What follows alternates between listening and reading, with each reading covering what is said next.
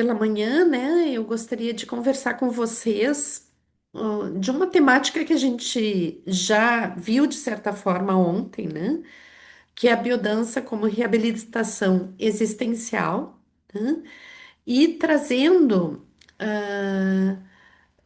essa questão da reabilitação existencial por um momento histórico específico, que é o momento histórico que a gente está vivendo agora. Então, o que a gente vai fazer hoje é uma visão geral desse momento histórico, dentro de uma perspectiva específica, né, que eu quero trazer para vocês, e para que a gente possa perceber o tipo de atuação que a gente tem que ter, né? Contextualizar a nossa atuação, porque eu acho que contextualizar a nossa atuação como profissional dentro do momento histórico que a gente vive é essencial, né? As questões sociais que existiam lá sei eu, 10 anos atrás, elas de certa forma são as mesmas, mas elas têm nuances diferentes, né? E a nossa cultura atual, né? A forma como a gente vive hoje, tem especificidades bastante marcantes, né? Então, desculpe que eu tô com a minha voz um pouquinho rouca hoje. Vamos lá.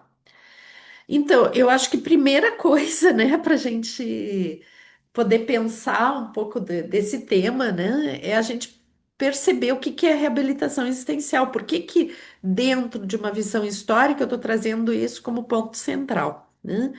Então, a biodança, ela trabalha com o que a gente chama de reabilitação existencial, ou seja, uma possibilidade de desenvolver potenciais adormecidos de cada participante que o habilitem a se desenvolver como pessoa, né?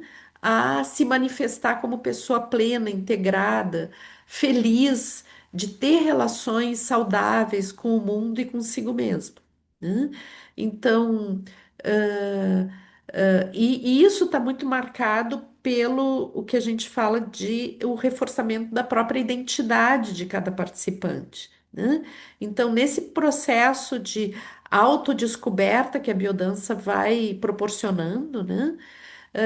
É trazer a questão da pessoa contatar com seus potenciais e a percepção de sua importância dentro do meio onde ela vive, né? Então, isso significa resgatar um grau muito importante de autonomia e de liberdade, né? Quando a gente fala das palavras autonomia e liberdade, às vezes a gente acha assim que liberdade é eu fazer o que eu quero, na hora que eu quero, do jeito que eu quero, né? E isso não é exatamente liberdade, isso é o que a gente vai fazer, vai ver mais adiante, né? É individualismo, né? Então, a liberdade que a gente busca em biodança é a liberdade onde eu me sinto vinculada ao meio onde eu vivo, né? E procuro e vou percebendo a importância da minha presença no mundo e como essa presença no mundo ela colabora com uma construção social, né? Então, eu em relação ao mundo, como eu danço a dança da vida em relação à totalidade, né? E qual é a importância dentro dessa totalidade, qual a importância dos demais, né? Então, a reabilitação existencial é a reabilitação para a dança da vida, né? Para a dança relacional que a vida nos traz, né? E a liberdade é poder interagir, né? A liberdade é poder interagir de uma forma saudável, de uma forma que eu me sinta incluída, que eu me sinta, que eu possa sentir minha importância dentro do meio que eu vivo, que eu possa expressar o que eu sinto e que eu possa também escutar, ter a capacidade de escuta do outro. Hum. Então, quando a gente vai trabalhar a reabilitação existencial em biodança, é justamente a questão da existência, né? De eu existir, de eu estar no mundo, que a gente vai estar trabalhando. E isso, dentro desse momento histórico, como a questão da reabilitação existencial, como a questão da manifestação da identidade, do propósito existencial, acontece no nosso tempo, né? E eu acho muito interessante a gente poder fazer essa reflexão, porque é justamente a questão da identidade, de quem eu sou e qual a minha possibilidade de atuação no mundo, né? E de interação no mundo, e de construção no mundo, que está sendo afetada diretamente dentro desse momento histórico que a gente está vivendo, né? Então, a gente está vivendo um momento de crise civilizacional, né? Ou seja, uma construção social, uma construção histórica que já passou por o seu momento de apogeu, né? E está num momento de decadência muito importante, né? Então, e que, claro, que sempre tem uma parte da população que nega isso, que não quer ver isso, né? Mas a gente tem uma evidência muito importante a respeito de que sim, que a gente está. As civilizações elas se dão sempre como uma curva ascendente e descendente, né? E a gente, dentro da civilização que a gente vive, né? Dentro de um período histórico, a gente está num período de decadência de um estilo de vida. E o que que a gente pode ver, né? Cada vez que tem uma decadência, né? Uma civilização está em decadência, tem sempre dentro desse período histórico já tem outras formas de percepção e de vida que estão ascendendo, né? Dentro de cada uma dessas perspectivas de decadência existem sempre já, né, ali sendo gestadas novas formas de viver e de interagir, né? O que a gente tem de especificidade dentro da crise que a gente está vivendo que essa crise tem nuances ecológicas muito importantes, né? Então, ela não afeta somente a humanidade, né? O ser humano, mas ela afeta sistemicamente toda a estrutura vivente, né? O planeta inteiro como ser vivente. E então ela nos coloca em risco como espécie, né? E coloca junto com esse risco como espécie, nos coloca também um risco muito forte, né? De um processo, um novo processo de extinção em massa, né? Que é um, também algo que acontece, digamos, através de ciclos, né? O nosso planeta já teve vários ciclos de extinção em massa. Na realidade, cinco ciclos já ocorreram, e possivelmente a gente, através do que a gente, da nossa ação, né, humana no planeta, a gente possivelmente está gerando o sexto ciclo de extinção em massa. Tem uma teoria que é bem interessante, já conheço há bastante tempo, mas está se popularizando bastante atualmente, né? Que é a teoria do antropoceno, ou seja, da pegada humana, né? A partir teoricamente a partir da Revolução Industrial, mas alguns teóricos dizem que a partir do surgimento da agricultura a gente já vai começar com essa pegada que vai se agonizar agora nesse período histórico, né? Mas alguns dizem que é a partir da Revolução Industrial, então a gente tem essa construção de uma sociedade cada vez mais tecnológica e com com uma pegada ambiental muito potente, uma exploração dos recursos humanos, né? Ou os recursos naturais, desculpe, muito potente, o que leva a um desgaste, uma relação com a natureza, onde a gente se vê como, como proprietário da natureza e não como parte da natureza, essa dissociação humano-natureza, né? Que provoca essa situação. Então, dentro de um momento de crise, onde, que é uma crise civilizacional, ou seja, um momento de decadência de um estilo de vida, de um estilo de organização de poder, né? Para o surgimento de outro, a gente aqui tem um risco forte de não ter o surgimento de outro, porque simplesmente por impossibilitar a vida, né? A nossa vida no planeta por uma questão ecológica, né?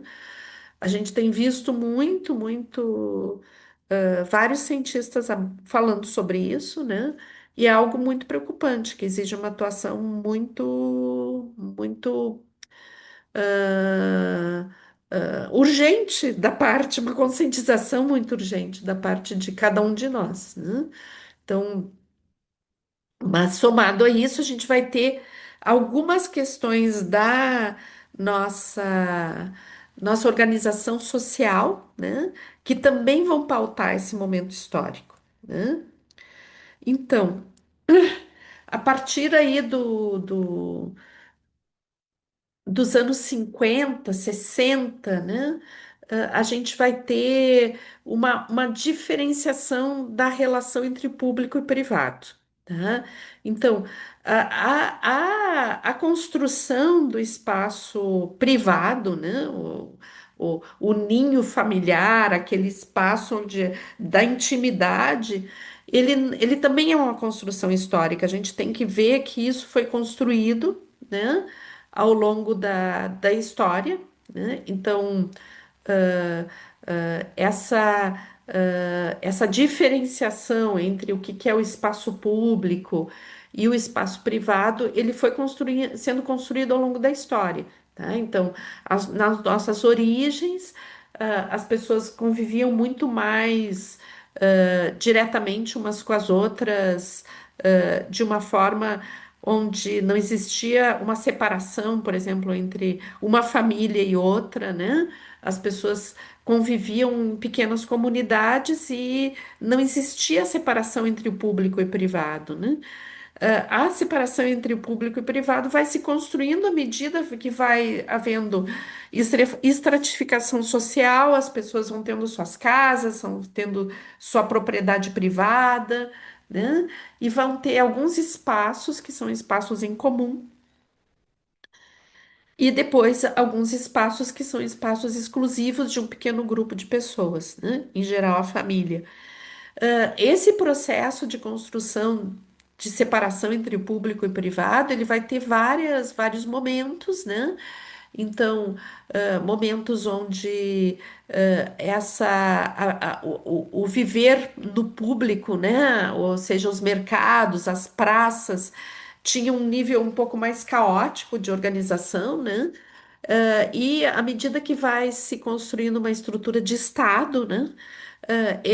O Estado começa a organizar e ordenar, né, a atuação pública. Então, fazendo praças, ordenando os mercados, fazendo leis para ordenar o comércio nas ruas, né? eh, fazendo uma gestão do que pode ser apresentado publicamente ou não, né? E também isso vai construindo dentro da gente uma espécie de uma dissociação, né, entre como eu me apresento publicamente e como me apresento no privado, né? Como eu ajo no público e no privado. Então, isso constrói uma série de benefícios no sentido de que na intimidade, eu posso ter uma série de liberdades que publicamente eu me negaria a ter, né? O que não acontecia anteriormente, quando essa formação era mais caótica, né? Mas também vai constituir, num nível privado, muitas vezes, uma situação de violência dentro das casas, etc., né? Então, tem os seus prós e seus contras, essa forma de, de organização social, né? Mas o que acontece a partir dos anos 50, 60, né, é que essa barreira entre o público e o privado começa a... Pessoal, a gente está com o microfone aberto. Vamos ver aqui. Já foi, já consegui solucionar. Então, a gente vai ter a partir dos anos 50 uma modificação disso, principalmente em relação às estruturas de entretenimento, a como a gente vai lidar com, com as questões de visibilidade, né? Então, começam os programas de TV, os programas de TV que a TV como um instrumento social que vai entrar na casa das pessoas, né? A gente tinha anteriormente o rádio, que foi bem importante também no século XX, mas a TV ela vai entrar com a imagem, com e daí assim começam programas de TV onde as pessoas vão falar das suas vidas publicamente, né? Isso inaugura um tipo de visibilidade que não existia anteriormente, né? Então, a TV, a imagem que é vinculada como algo que rompe essa estrutura entre o que, que é íntimo, que é o que eu vou viver só dentro da minha casa e o que é público, né? E a partir daí, por exemplo, dos programas de auditório, esse tipo de situação onde as pessoas vão ali e vão falar a respeito de questões íntimas, problemas domésticos, e vão tratar isso publicamente, né? A gente começa uma dissolução de uma fronteira que anteriormente existia. Só que essa dissolução dessa fronteira, ela não se faz como uma dissolução, por exemplo, das paredes da nossa casa, né? Então, o que a gente vai começar a mostrar para o mundo dentro das paredes da nossa casa ou dentro das nossas relações pessoais é uma intimidade que vai ser permeada pela imagem, né? Por uma imagem que eu vou construindo publicamente. Então aí a gente começa a ver uma mudança do tipo de mentalidade. Aquilo que eu só mostrava para as pessoas mais próximas, eu começo a mostrar de uma forma tecnológica para o mundo, né? E claro que isso vai sendo cada vez mais reforçado quando a gente vai vendo o surgimento da internet, né, e das redes sociais, né? As redes sociais vão agonizar isso, né? Então, onde todo tempo tem que mostrar algo, né? E essa imagem, ela não é a imagem exatamente da minha intimidade, mas eu tenho que mostrar uma intimidade que ela é imagética, né? E que ela deve falar algo, né? ahn, que comunique ao mundo quem eu sou, mas de uma forma positiva. Então, não é exatamente que eu vou mostrar a minha intimidade mais profunda, as coisas que, os meus conflitos, mas essa é como um atravessamento, né, desse público que a todo momento vai me chamar para eu mostrar, nossa, ah, o que eu tô comendo, onde é que eu tô passeando, como é que tá minha casa, o cantinho novo da minha casa, o jeito que eu reformei minha casa, a minha felicidade de estar com a família, a visita que eu fiz com os amigos, todo o tempo mostrando, né, algo que anteriormente não era mostrado. Né? Então a gente tem um novo período histórico onde tem uma ruptura entre esses dois espaços, né? Mas o grave disso não é exatamente somente mostrar esse espaço íntimo, né? Que talvez não tivesse um maior problema, mas é a ruptura de um espaço temporal também, né? Porque aquele que anteriormente teria um momento onde eu vou me dedicar ao meu trabalho, ao, a divulgar o que eu faço ou a me dedicar a uma produção de algo, né? E esse espaço temporal ele é rompido, né? Então todo o tempo eu tenho que apresentar algo, eu tenho que estar sempre pensando em como eu vou divulgar a mim mesmo como pessoa dentro do espaço público, né? E todos os momentos são válidos para isso. E daí o que existe é uma ruptura dessa questão temporal. O espaço-tempo começa a ser vivido de uma forma diferente, né? Na realidade, tudo que a gente vive pode ser visto como algo que pode ser consumido, né? E pode ser mostrado como imagem para o mundo.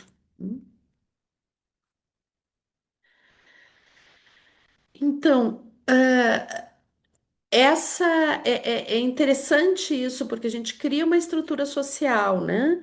Onde nós temos que, a todo momento, nos mostrarmos ao mundo, né?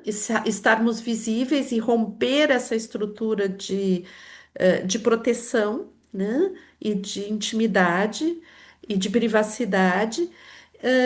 Mas ao mesmo tempo, toda essa interação ela não visa uma construção de uma rede afetiva, de uma rede de interações, né? Ela é uma relação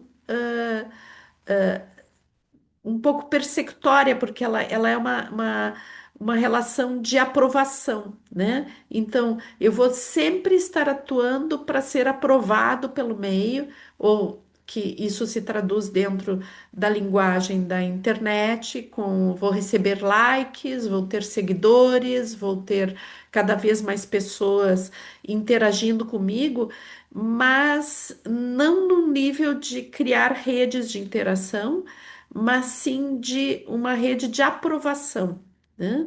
Ou a minha inserção social depende do julgamento e da aprovação do outro, um outro que na realidade não existe concretamente, né? Porque esse outro vai se definir, né? Não pela presença, pelo olhar, pelo toque, pela interação, pela relação social que se estabelece, mas sim pela sua aprovação, pela sua opinião positiva ou negativa, né? Pelo seu julgamento e pela sua validação. Então, na realidade, é uma sociedade que vai ser egocentrada, né? Onde o indivíduo ele se vê separado do outro, né? As relações humanas vão se empobrecendo e elas vão se pautando somente pela validação, né? Ah, a palavra indivíduo, né, ela significa na realidade o indivisível. Então ela representa, né, a nossa identidade também. Quando a gente fala indivíduo, a gente está falando de um ser, né, que ele não é divisível, né? Ele é um ser que tem uma identidade, uma integridade. Mas a forma como a gente lida dentro do individualismo, em cima de uma constante necessidade de aprovação e uma constante negação da existência do outro, né? É interessante porque a gente necessita da aprovação, mas a gente nega a existência do outro também. O outro é só aquele que pode me validar, né? E não o outro é aquele que pode interagir, é aquele a qual eu posso estabelecer relações afetivas e não de poder, né? Não de poder e submissão.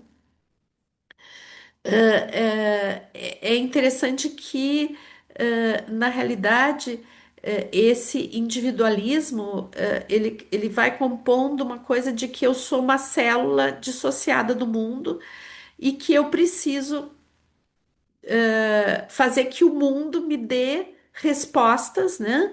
E me dê instrumentos de validação, né? De confirmar a minha existência.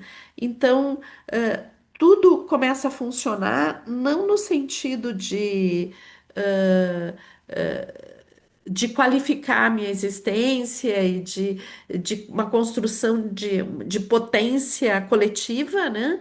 Mas de separação, né? O que facilita muito a manipulação das pessoas, né? Então, a base, né, histórica desse tipo de estrutura, né, ela começa vendo o outro como a ameaça, né? Então, o outro é aquele que pode me destruir, o outro é aquele que pode me roubar o meu lugar, é aquele que pode ocupar um espaço que é meu, né? Então, a construção dessa forma de ver o mundo, né?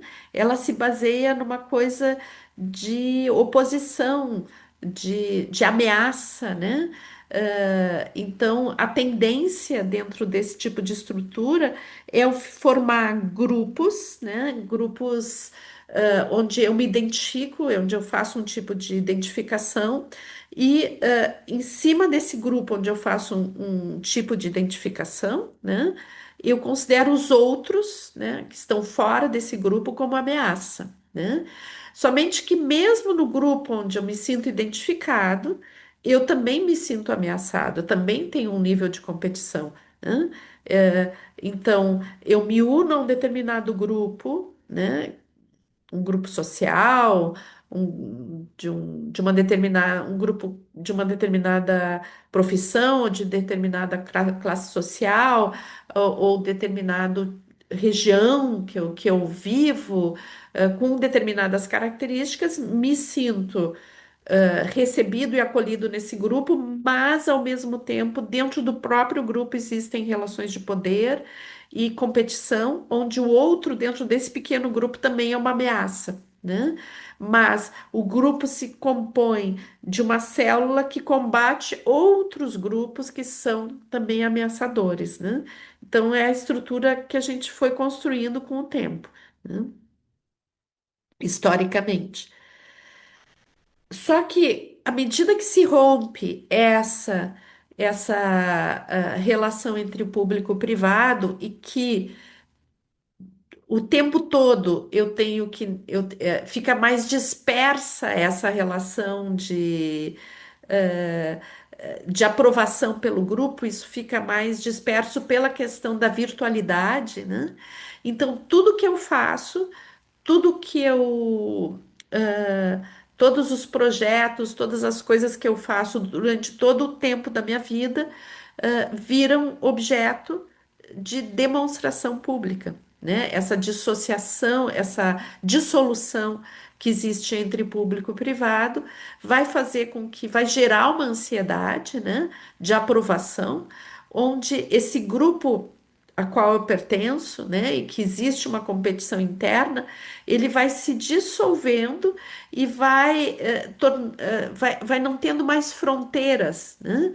Então, esse indivíduo que ainda em algum momento fazia parte de um grupo que ele reconhecia, era reconhecido, e que mesmo que tivesse uma competição e uma paranoia interna do grupo, ainda existia um reconhecimento, isso se dissolve, né, dentro dessa sociedade que é a mais virtual, né, e que ela se compõe a aprovação a partir de uma avaliação pública, né, e constante, que vai se traduzir pela questão, como eu disse, de seguidores, de likes, etc., né?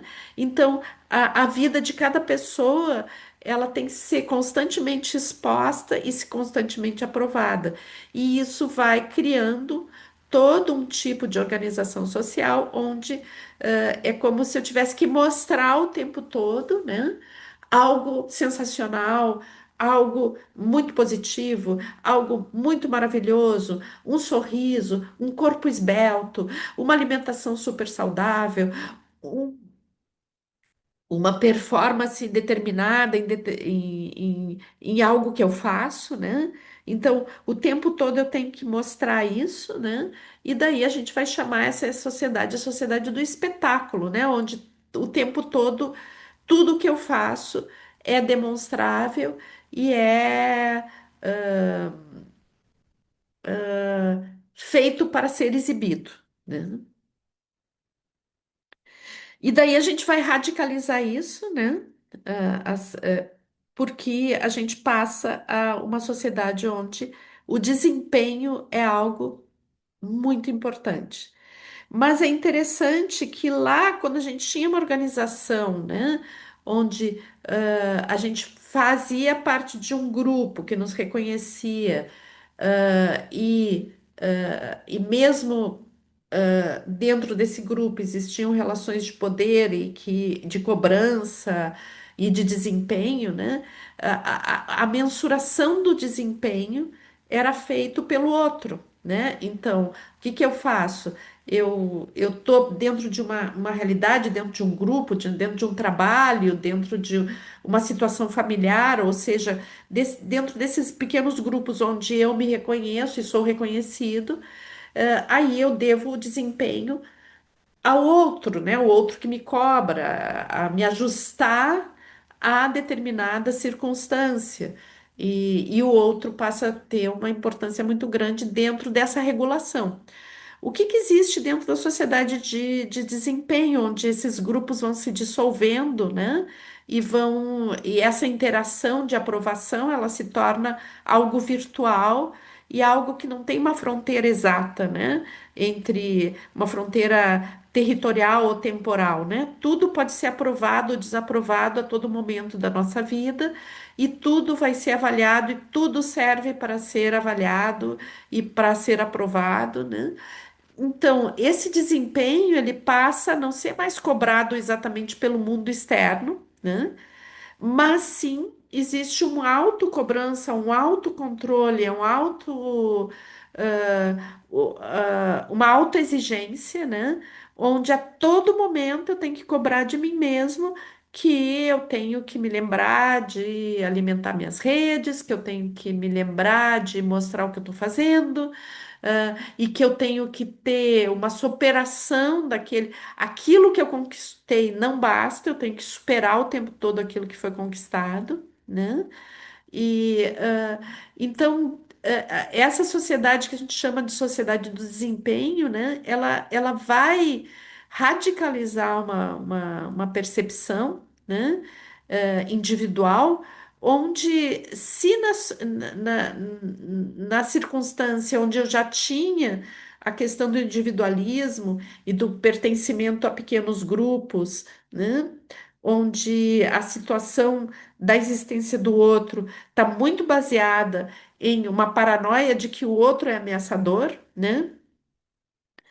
Na sociedade do desempenho, o outro desaparece, né? Então a relação é comigo mesmo o tempo todo, onde eu disputo comigo mesmo,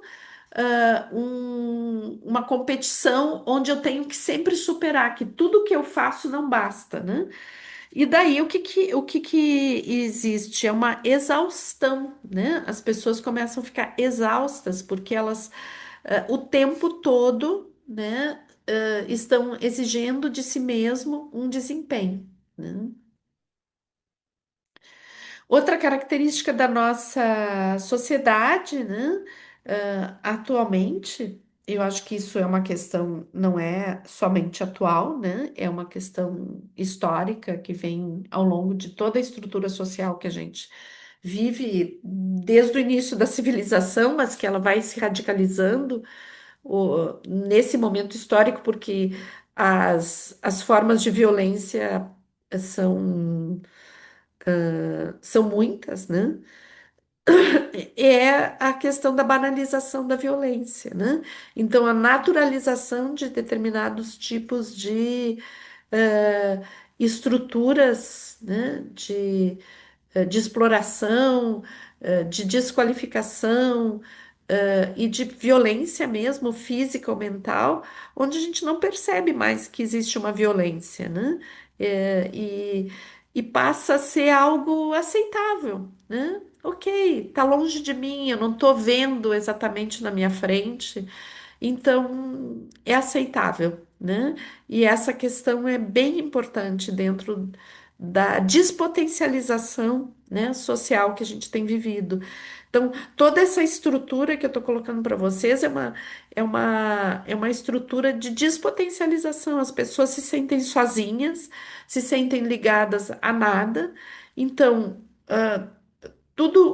toda a exploração humana, né, ela vai sendo possível e a manipulação vai sendo possível porque as pessoas sentem sem potência para mudar a realidade, né? É algo de despotencialização e isso faz com que a gente não ah, tenha uma atuação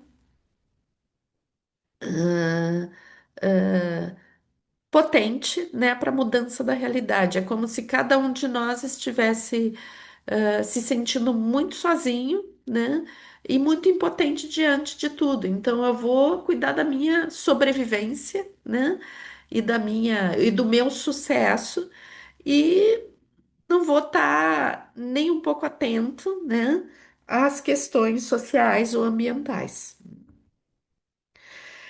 Então, de todas as estruturas que eu tenho visto em nível de filósofos que falam, né, a respeito, de pensadores que falam a respeito desse momento histórico que a gente está vivendo, que é um momento muito perigoso, né? E muito é um momento de retrocesso. A gente vê situações muito ligadas ao autoritarismo, né? Retornando com muita força, coisas que a gente pensou que a humanidade talvez tivesse aprendido historicamente, né, para nunca mais voltar, a gente está vendo voltar esses fenômenos, né, autoritários, destrutivos, manipuladores, voltar com muita força e eh, e esse sentimento impotente, de impotência, né, social, que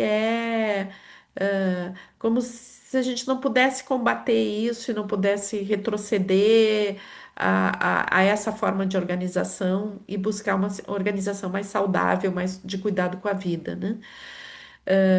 Buscando lá ser eu sempre soluções individuais, né? Ah, eu separo o lixo, eu ah, cuido das coisas que eu consumo. Ok, legal, é maravilhoso tu fazer isso, mas só que não, só isso não basta, né? Não é o suficiente. Soluções individuais são interessantes, mas não são o suficiente.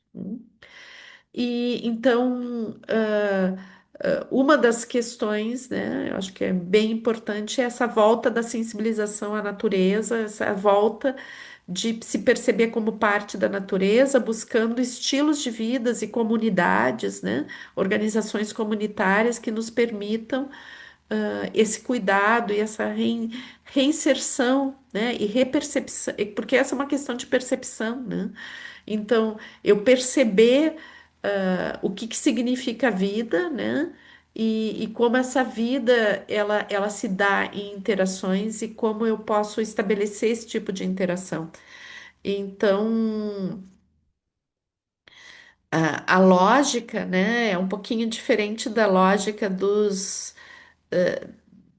de muitas formas de movimento social que aconteceram até hoje, né?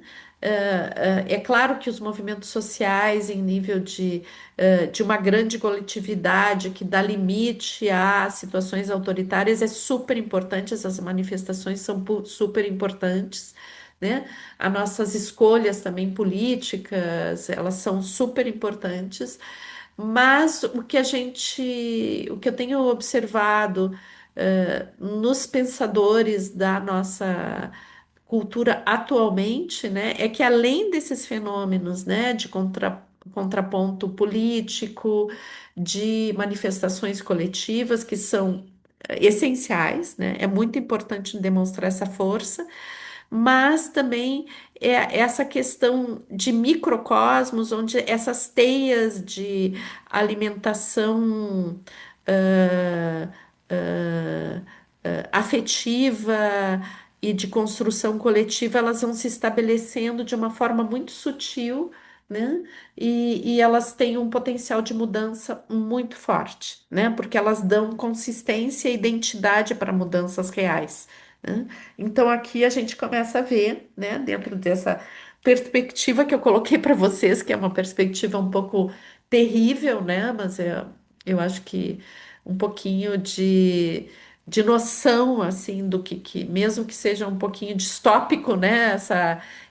Tudo isso que eu estou mostrando para vocês, a saída, né? A saída para essa situação, uma saída positiva, uma saída de cuidado com a vida, é uma reinserção na natureza, não cuidar a natureza como um objeto tem que ser cuidado, mas é uma reinserção relacional, onde eu começo a trabalhar a minha percepção e vou estabelecendo teias potentes de relações, né? E essas teias potentes de relações, elas passam, né, por estabelecimento de relações com outras pessoas, né? Com outros grupos, outras pessoas, e também com a natureza, né? Então, nós somos seres humanos, né? Mas é importante a gente perceber que o ser humano, né? Não é algo que acontece simplesmente porque a gente nasce com a genética humana. O ser humano, ele é um ser que é muito moldável pelo ambiente, né? Então, o que nos humaniza não é simplesmente a nossa genética humana, mas é a interação com as pessoas, é o meio social, é o acolhimento que a gente pode receber e gerar, né, para os demais. Então, retornar ao humano é muito importante, né? A gente pode ver no tipo de sociedade que a gente está vivendo um afastamento do humano, né? Uma desistência do humano. A gente está desistindo da nossa humanidade, a gente está ignorando a nossa humanidade. Então, o retorno para o humano, né? Nos princípios básicos do que é o humano, né? O que que é o ato humanizante, é essencial. E eu gostaria de chamar a atenção de que nós temos uma metodologia muito importante de humanização, né? Então, de resgate do ser humano dentro do que a gente vê as 5 linhas de vivência, né? Então, esse ser humano que é saudável, que busca saúde, busca autorregulação, que é capaz de um autocuidado, que é capaz de cuidar ao outro, né? Que tem prazer de viver, que tem resgata a, a capacidade de desejar, né? Esse ser humano que é capaz de criar, de inovar, de se expressar, que é capaz de estabelecer vínculos profundos, de validar a presença do outro na sua vida, reconhecer a presença do outro, de se sentir acolhido nos ambientes onde vive, né? E esse ser humano que é capaz de estar completamente inserido dentro do meio, cuidando do ambiente e se sentindo parte do ambiente, todos esses aspectos são trabalhados em biodança. Então, a gente tem uma metodologia que pode ajudar muito nesse momento histórico que a gente está vivendo, né? Então, a gente trabalha num movimento social num sentido de de trabalhar com as pequenas células, né? Os pequenos grupos, cada pequeno grupo que a gente forma e que vai estabelecendo vínculos, que vai se sensibilizando para a presença de si no mundo e para a presença do outro, a gente está fazendo uma transformação social importante. O que eu sinto que a gente às vezes não se dá conta da potência do instrumento que a gente tem, e da importância do instrumento que a gente tem.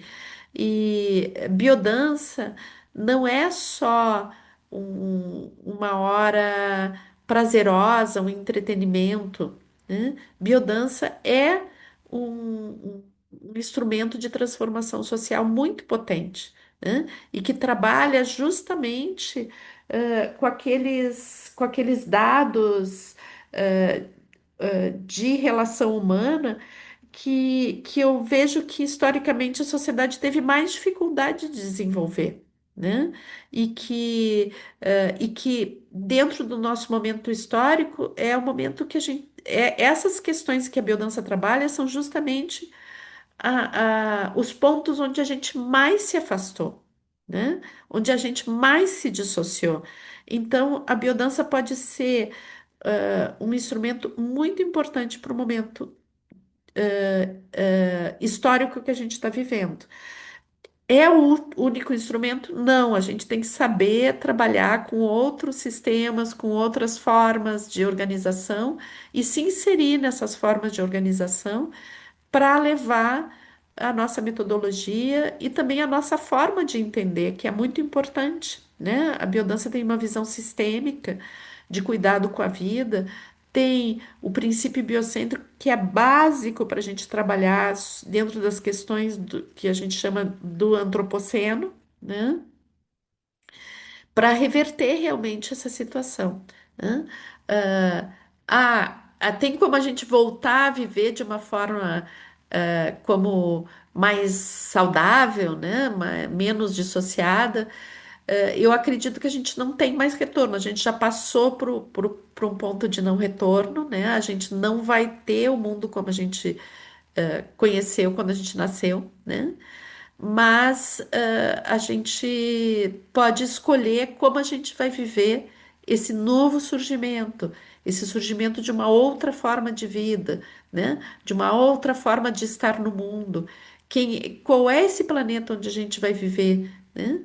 Eh, como a gente vai viver a nossa estrutura social? Sim, isso a gente pode plantar agora, é o momento de plantar isso, né? Eh, É o momento de a gente atuar muito socialmente, né? É o momento de a gente se posicionar, é o momento de a gente validar, né, a importância que a gente tem no mundo, né? E aquele pequeno trabalho que cada um de nós pode fazer como facilitador de biodança, encontrar os espaços para realizar esse trabalho. O nosso trabalho é urgente, né? E ele pode estar em colaboração com outros movimentos sociais, que estejam a favor de um cuidado pela vida, né? Esse é um momento decisivo e a gente precisa, atuar nesse sentido, né? Então, a biodança é um sistema, né, que pode ajudar a nos reabilitar, né, para a nossa humanidade, para o que significa realmente ser humano, né? Ou seja, ser aquele que vem da terra e que é filho da terra.